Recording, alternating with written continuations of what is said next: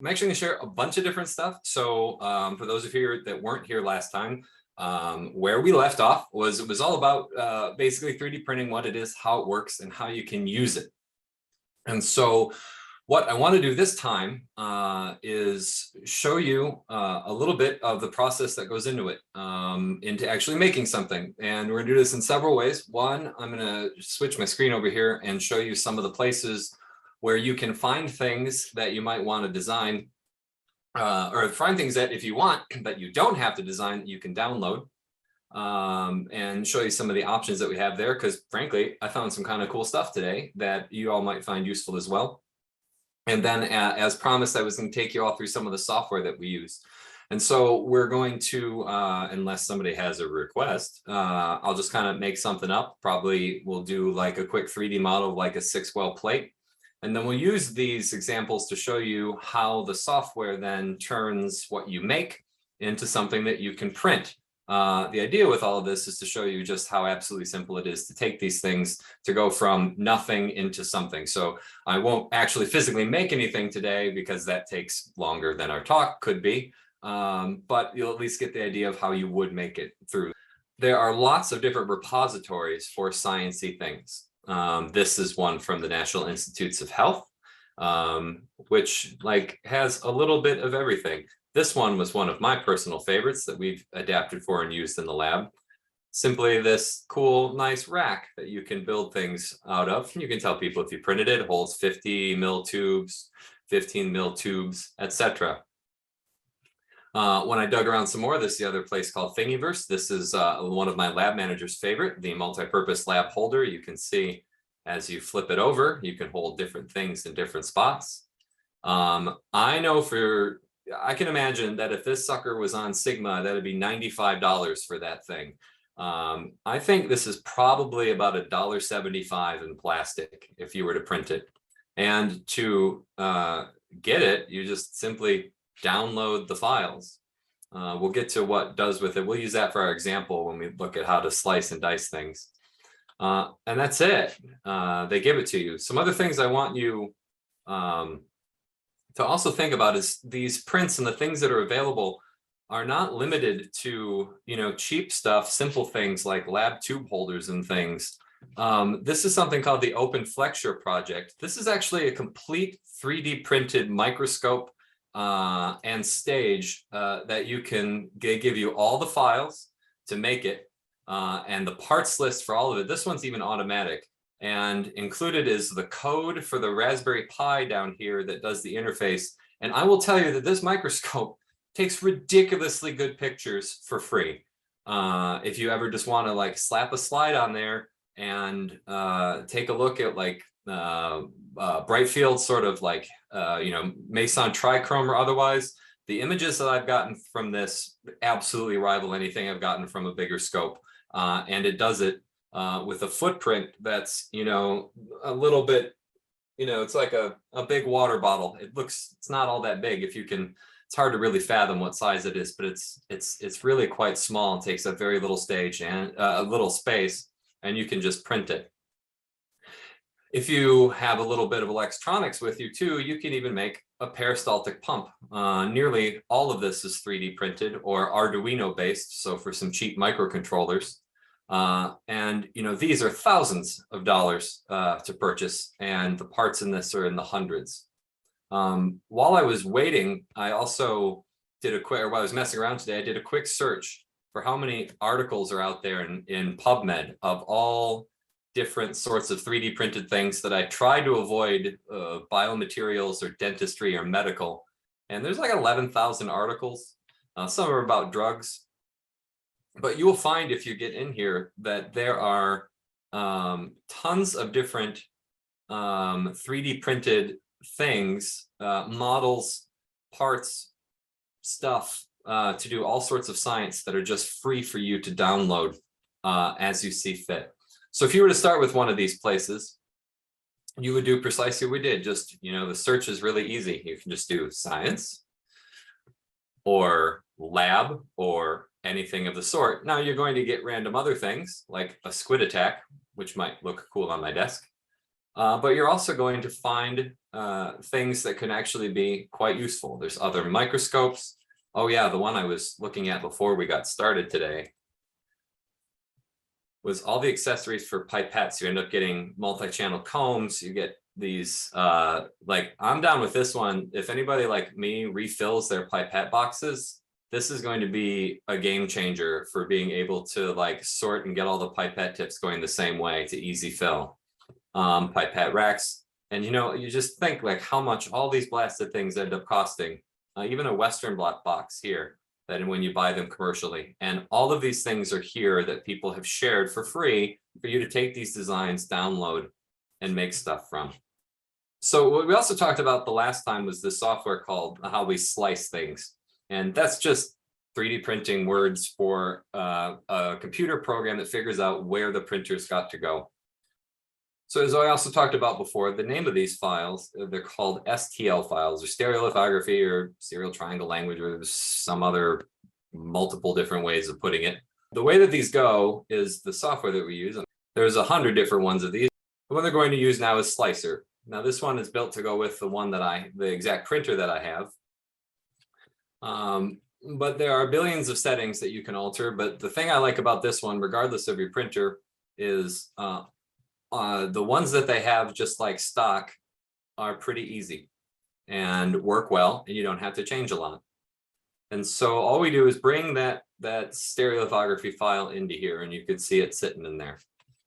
And when we think about what we're going to do, we don't want it to take too long, and we don't need this super high resolution. So we're just going to choose a thickness of about 200 microns. If those playing at home, that's kind of the standard that we would use.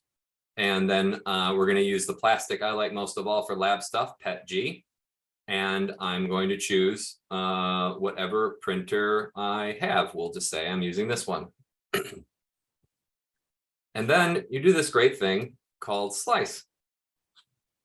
And what happens is this software, and I'm going to zoom way in, goes through and it looks at all of those areas that are in that picture, that object that we got, and slices it step by step. And you're going to see we're going to start all the way at the bottom and moves up, building layer by layer the object. We don't have to do any of this. It knows what it's capable of. It fills in the inside with space filling supports, so we don't waste plastic. You don't need this to be a solid block. It just needs to be filled in. And then as we go, little by little, all the way up, all the way through, it'll hit all these particular details. Now you notice with this design that there are no overhangs like we talked about. They can do a little bit of an overhang, like these edges that you see, they look like make this little castle. I feel for whoever designed this, drawing all those little castle bricks. It's cute, but a pain. And then all the way up until it's totally done. Now over here at the top left, you see these other things that say overhang perimeter, bridge infill. All of these are kind of like warnings of stuff that's not quite going to work right. And I think we can kind of fudge that so you can see it if I choose to turn this upside down. So I'm going to put it on its top instead. And so you're going to see that now, this is what we talked about, how you can't do overhangs. If we were to go up through this at this point, if you'll notice, actually, I think we can go down. There are things that are printing in thin air. So those little bits in the middle, that's no good. That's printing just in thin air. Gravity is not our friend in this case, and those would just fall. This would never work. But the person that designed this and invented it took the care to design it in a way that the top, or in this case, normally the bottom, is totally flat. Thus, when we print things through, it's there. Now, I wish that there was more to show you with this, but at this point, I would just export this G code, which is the file that the printers are designed to take, that tell it exactly how to move. But there's nothing else to do other than that. And if I were to put this on my printer right now, in 6 hours, it would be done. It would use about 17 meters of filament, or 52 grams of filament out of a 1 kilogram spool. mean, I can do the math in my head. It's a 1 kilogram spool is about $30, and you're doing 1/200th of that spool, right? So, or 1/20th? 1/20th of the spool, so $1 or $2, and that's it. It'd be done. So that is all you have to do. It is as simple. You can know nothing about the 3D printing or design, and all you have to do is go to a place like that, download what you want, and put it in software like that, and any G code can go to a 3D printer and do it. Now, it's not completely interchangeable. Some printers need special G code settings, but that part doesn't really matter. The slicer software that you use almost always will say, which printer do you want? And even this one, we could add any of the other brands and be able to use it just fine. So it's there. Now, the hurdle that I wanted to talk about most from the last time is the hurdle of making your own stuff. And learning the software is by far the biggest hurdle to doing so for you, for anybody. And, you know, we talked about different ways that you can do it and different people that you can talk to. But it's fairly intuitive in terms of how that most of them work. And so what we're going to kind of do here in the next second is draw up a quick design of, like I said, like a 6-well plate. Now, the interesting thing to know about this is most of these dimensions of well plates and all of that are crazily, easily, readily available for free online. And I will tell you that, and I'm going to show it to you right here. Let me share my screen again.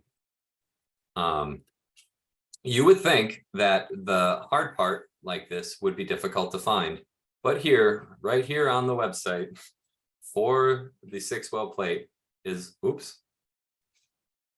all of the dimensions precisely as you need them. So we don't have to know very much here other than what units is then, and I'm pretty solidly betting this is millimeters. And so what we can do is we can, when we know this, we know the different heights and different thicknesses, we can basically make this entire 6-well plate in, I don't know, well, hopefully less than 10 minutes is my guess. And so here, so what I'm going to do is I'm going to stop sharing this. I'm going to keep this on my screen so I can see it because I need to be able to see these numbers. And then we're going to open up what I use is this program called SketchUp, because my university gets it for next to nothing. And it's the one I'm most accustomed to.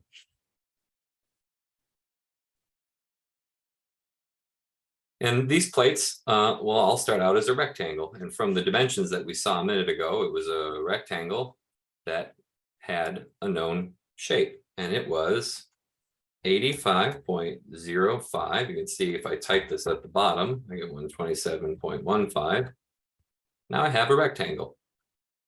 And from that same picture, we knew that that rectangle for the inside of that plate was 20 millimeters tall. And so I can pull that up. There's this one here. This is the pull tool. It looks like a little box being pulled. And I can tell it down here how many millimeters I want it pulled. Now I have a 20 millimeter box. Thankfully, it also told me on that drawing that the circles have a 23 millimeter diameter for the wells, and that their center from one end is 25 millimeters from one end and 39.2 millimeters between them. There are wonderful tape measures in this software as well that work off of the center. And so we're going to say that the first one is 24.55. You can see down there at the bottom, it types in. And I'm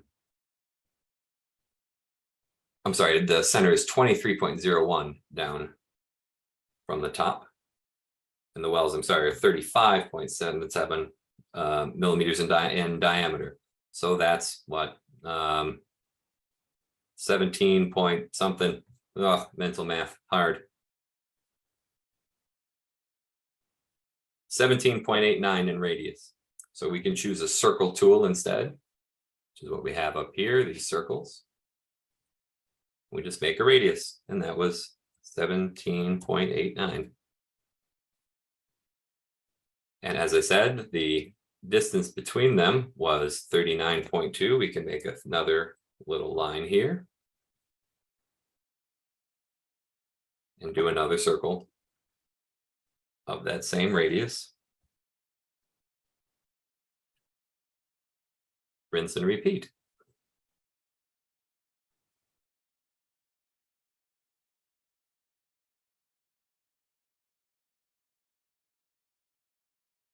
The wonderful thing is, because we already have this, we have 3 of these, copy and paste on here works just like copy and paste on anywhere else. So we can make a line that takes us right to the edge of that. We can figure out how far it is in from this side to that edge. It's 5.13. So we can put a line here at 5.13. And we can grab all 3 of these circles. And we can simply paste them, move them so they interact with these lines. Now we have what essentially begins to look like a plate. I'm going to be able to show you the inside dimensions of these now. You should be able to see them and get rid of these guides. So we start from nothing. You can see through this, we're able to see the inside dimensions. Well, we knew that this was 20 tall, as it says down there. And from our dimensions on the picture, it says that they were 19 deep, which is no great surprise, that it's 1 millimeter thick on the bottom. So what we can do in this case is we can push these down just like the other, and we're going to go down 19 for each of them.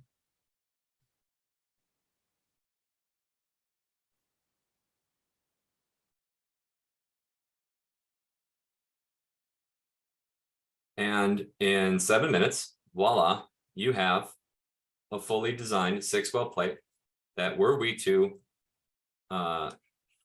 export this, we could print it in a little bit. Let's find out. So we're going to try that. We're going to export this as a 3D model, and it's going to be that STL thing. I'm going to put it right on my desktop. Off it goes. I'm going to switch back to sharing my other screen.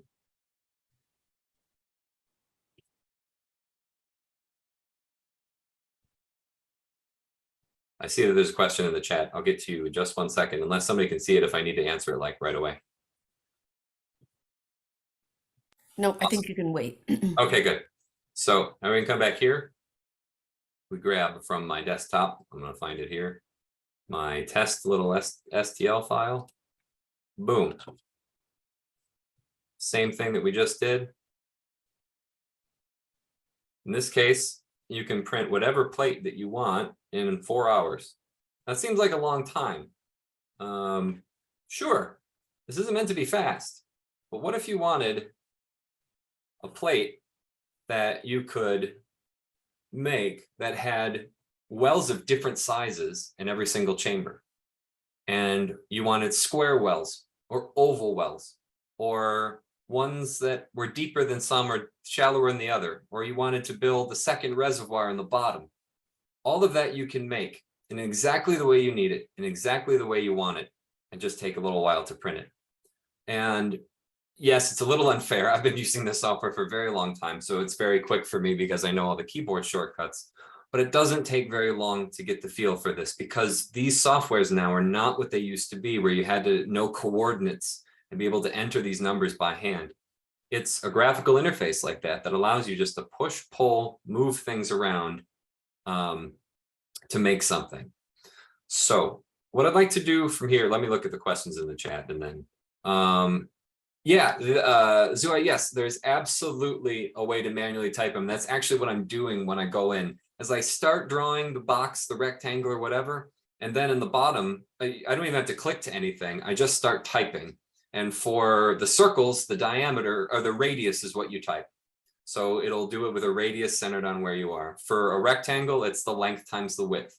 So yes, you absolutely can type it exactly how you want it there in this software and in most of them, and get it to be exactly what you need, instead of having to like pull your mouse in 2 directions just a little bit to get it. Also, if you choose to need to move things after that, you can do so as well. So if I decided that, I'm going to go back to our thing here. If I decided that this side wasn't quite where I wanted it, and I wanted to move it in by 1 millimeter, if you can see down here at the bottom right, just below where my cursor is, it says the distance. That's how much I moved it to begin with. But if I type 1 here, that overrides what was typed in there, and it'll move it a grand total of 1 millimeter, and it'll go back exactly where it was. So whatever you type overrides whatever it meant to do. And again, there's a free version of this on their website where you can do almost all the things. It was probably a lot closer to, add another factor of 10 to that. But I was learning things the whole way. So it wasn't just that, it was time wasted. I learned a lot more about design. I learned a lot about engineering. I learned a lot about circuit design and building circuit boards and wiring and electronics and stuff that I never knew about, and stuff that now I'm going to be able to implement again a lot easier. So this is how I do this. It's in chunks. It's in little bits. And every one project, the next project gets a little bit easier from the stuff that you learned. So I started very simple. I started with things like you saw with 3D printing. I started downloading things off of other people's sites for free and printing those to use in the lab. Then I started modifying those designs. And then I started using what I learned in modifying the other base designs into making my own. And from there, we started increasing complexity, started adding stepper motors and all this. There is an unbelievable online community of people that fabricate stuff like this. Instructables.com is amazing. They have step-by-step instructions to build all sorts of things. And to just spend some time trying those things, and there you go. The nice thing is with the stuff being cheap like that, you don't feel quite so bad when you blow it up.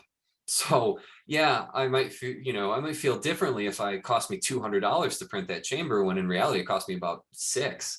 I don't feel so bad screwing up something that's $6. Or when I'm soldering those circuit boards and I leave the soldering iron too long on a capacitor and it literally explodes, I'm out 3 cents. We just wipe it off, grab a new one, and try again. And the greatest thing is that you can make it exactly what you want. Instead of trying to adapt what you have to what you need, you can make what you need out of what you have. And then we can really do the science that we need to do in ways that we couldn't. All right, Chris, your first question. A whole new world of resources. Yeah.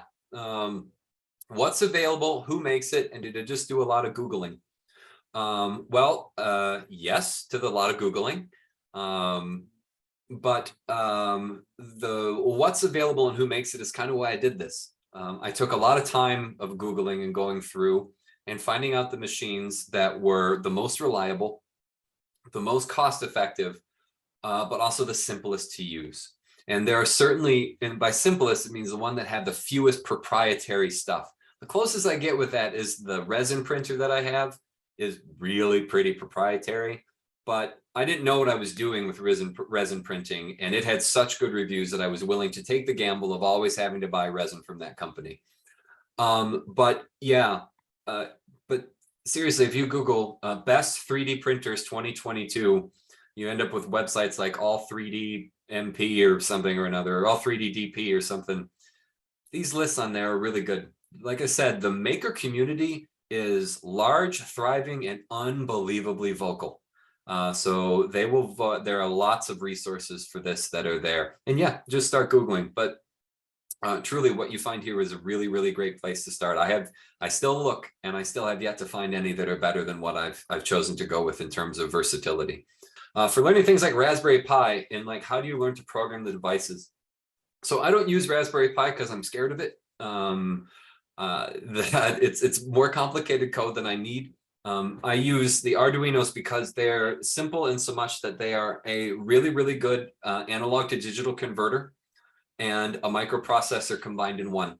So it means that at the same time, I can read from analog stuff, which is always what we have, like be it currents from cells or force transducers or pressure transducers, it's analog. So it reads from that really well. And I can tell it to do things.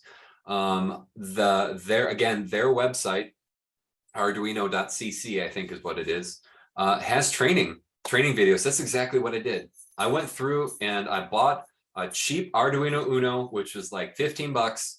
And I just started playing with making it blink LED lights. Like that's the beginning of the training, and the kit comes with all the stuff you need to do it.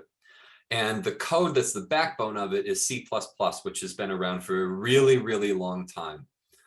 So there are lots of tutorials. And so, yeah, Raspberry Pi is a little tougher. Anybody that writes Python can deal with Raspberry Pi real easy. So that's not a hard transition for you coders out there. But for me, the Arduino could have the level of complexity that I needed with a level of simplicity my brain was capable of handling, since the last time I took coding was Visual Basic in 1998. So I could learn it. And so, yeah, is really at their websites has some great tutorials and takes you through it. And yeah, it's not a far stretch from blinking lights to moving motors to swinging arms to doing all sorts of crazy things with displays and stuff. Oh, Adafruit, adafruit.com has phenomenal tutorials for all of these. A great place to buy hardware, but also fantastic tutorials and knowledge bases for these different projects for you to use, especially when it comes to like motors and movement and things is great. And the lady that started it is really awesome. And like, if you write her, she'll actually write you back. So it's adafruit.com. That's where I buy all my microcontrollers. They've also built some like newer Arduinos that have a higher resolution analog to digital converters and smaller form factors. And so you can get beyond just the simple Uno. Just check them out there. They also have more memory on board. So it means that used to be the thing. You used the Raspberry Pi if you didn't have enough memory in the Arduino, but now these Arduinos have enough space. So cool. Nico, you had a question? Yes, very nice talk. So my question is related to fluid. How easy is to make, for example, a chamber that you can infuse fluids or something like that? And if you are able to do like a semi-permeable membrane or something that you can place cells on the top, let's say. Cool. That's a really good question. I'm glad thank you for asking it. So there was a day and time where I used to try to do jacketed chambers, right? Where like the fluid went through the inside to make it warm. I have long ago given up on that. One, because the plastic's not a great conductor. It actually serves to be a better insulator than anything. I had better luck just like putting a hairdryer on it, and that worked better than the fluid on the inside. But we do make a lot of chambers that are watertight inside. And so most of the time I put either an insert in it that I can heat with thick film resistors if I want to get complicated, or we use just inline heaters in the lab. And sometimes that's as simple as using a peristaltic pump with a Erlenmeyer flask on a hot plate.